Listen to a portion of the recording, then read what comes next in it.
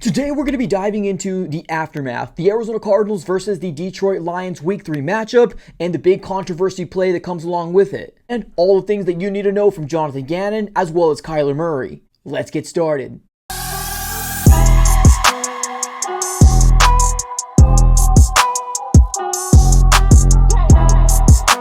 What's going on, everybody? Welcome back into another video. Definitely do me a huge favor, smack up that like button and subscribe for more Arizona Cardinals content. On this channel, we're covering the Arizona Cardinals throughout the entirety of the 2024 season, so subscribe it up. It's absolutely for free. All right, everybody, let's go and dive right into it. Let's talk about the aftermath of the Week 3 matchup, the Arizona Cardinals versus the Detroit Lions. Now, obviously, the Cardinals lose and now fall to 1-2 on the season. Now, there's not a lot of good things to take away from the offensive side of the ball, but one thing that you can take away is that the Arizona Cardinals only lost by a Detroit Lions team that most likely is going to go deep in the playoffs by 7 points. So if you want to hang your hat on something, is that the fact that the defense actually came out and balled out in Week 2 is definitely very, very promising for the Arizona Cardinals. Now, let's go and dive right into the whole controversy that's been, speculated, right? Talked about here. Everything that's been, surrounding just this controversial call here from the Arizona Cardinals versus the Detroit Lions matchup. Now, there was an interview of ESPN by one of the officials that obviously was in this game that made the call of calling the play dead and did not allow the Arizona Cardinals to get that pick six. Now, I'm going to go ahead and read the question and then the response here by Brad Rogers, which is going to be one of the referees within the game that was officiated in Week 3. Now, here's the question. Just a few questions about the play right at the 2-minute warning of the first half. What happened leading into the 2-minute warning when the play was called dead? This is what the referee Brad Rogers said. Mechanically, we have an official that is watching the clock, and what he has as a ruling was the clock was at the 2 minutes and the ball was snapped. So by rule, the clock is at 2 minutes. Then it is dead. We're not going to let the play get off. We started killing the play by blowing the whistles. I know the play started, but when we start blowing the whistle, it shuts it down. Some of the players were still going because they couldn't hear our whistles, apparently. So it looks like there's a part of the action that's still moving and some of the action is stopping. So when we start blowing our whistles, it shuts down the play completely. Here's a follow-up question. It says, can we expand on the mechanics of this a little bit more? Who's watching the clock in that situation? And I guess the follow-up to that is, how does that differ from the play clock situation when we see the clock going down to 0? Oftentimes, the ball gets snapped. Now, this is Brad Rogers' response. What we want to do on the game clock is be 100%. When it shows 2 minutes, we stop it. When it shows 0, we stop it. And in respect to what we're doing here mechanically, the side judge is the one that is responsible for the clock. So physically looking at that and communicating a countdown and letting us know whenever it hits 2 minutes. He says 2 minutes, we shut it down because we have to also see the ball and hear when the clock is at 0 or at 2. Obviously, this is a big controversial call that most media out there, especially outside the Arizona Cardinals organization, has their eye on, and a lot of people do believe that the Arizona Cardinals absolutely got robbed. But, of course, I'll leave that for you to decide. Hey, have you heard of NFL All Day? This really cool way to collect and own official NFL highlights. You can collect some of the biggest plays in football, and now they're even adding the top rookies, just like Marvin Harrison Jr. and others from this year's 2024 draft class. Basically, you buy a pack with moments, like a touchdown or a game-changing interception, and each one of them is unique. They're all tied to a blockchain, so it's like owning a piece of the NFL that's totally yours. Plus, with the new rookie class added, you can pull a moment from one of the league's rising stars right from the start. What's awesome is that you can hold on to them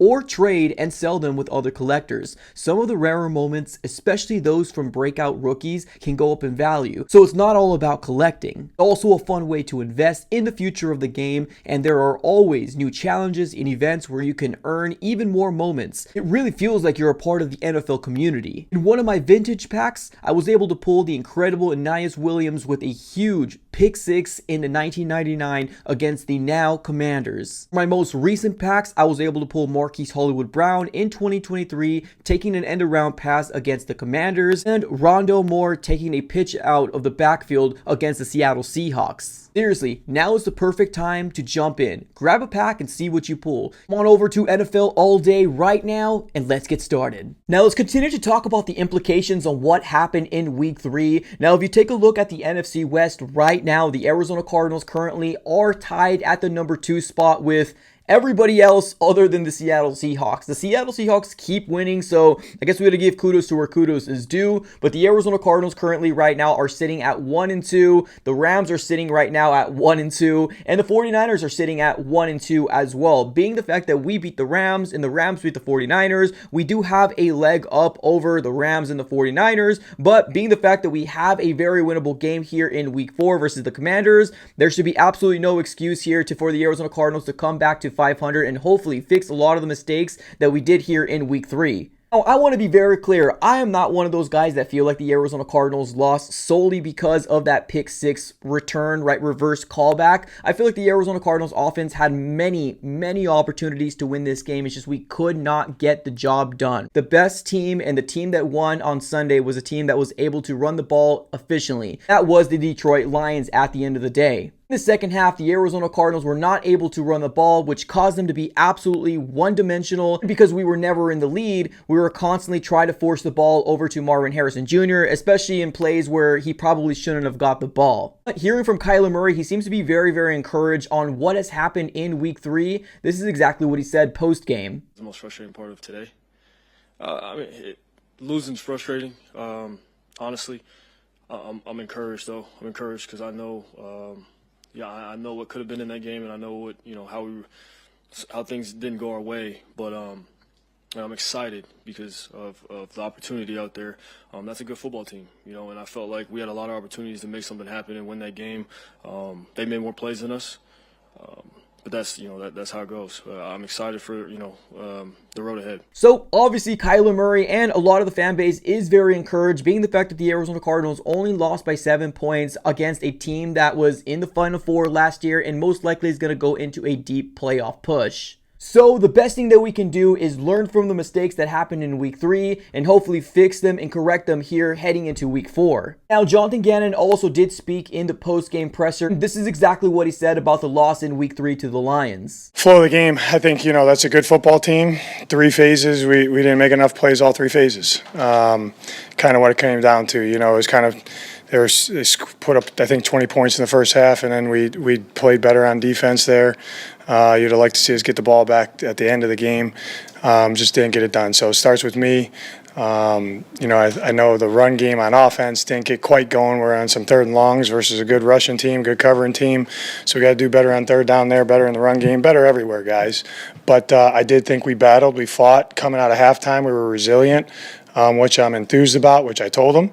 And if we keep playing like that and clean up some mistakes, we'll get back on track. So his explanation is pretty much like mine as well, right? Where I do honestly feel like the Arizona Cardinals started off very hot in the first quarter and then kind of seemed to tail off, especially offensively. Now, our defense did play very tough from the first half to the second half. They just got an extra level of juice that I felt like our offense should have gotten, but our defense was definitely the MVP in the second half and gave the offense multiple opportunities to potentially get a touchdown, some more points to chip away at the lead that we never could have got ahead of. But one thing I do like about Jonathan Gannon is that he always does take the blame for himself. He's going to watch the tape and hopefully correct a lot of the things that were head-scratching in Week 3 and hopefully fix that in Game 4. So to recap everything, the Arizona Cardinals did play the Detroit Lions very tough, but the Detroit Lions were in a position where they were not going to start at 1-2 on the season. Unfortunately, that's what the Arizona Cardinals were trying to do here coming into this game as well. But at the end of the day, we lost to a much more experienced team, a much more put together team, a team that's well-rounded offensively and defensively. Arizona Cardinals defense absolutely came out and balled in the second half versus the Lions. Let's hope that translates in week 4 versus the Commanders, because like I said, they're not going to be an easy team, but this is seen to be as a winnable team. Let's get back to 500. Let's learn from the mistakes. Ladies and gentlemen, what are your thoughts here on week 3? Let me know in the comments below, how do you feel like the referees handle the whole situation that's currently going around the whole social media world? Let me know in the comments below. I appreciate y'all for tuning in as always. Have a great rest of your day and go Cardinals.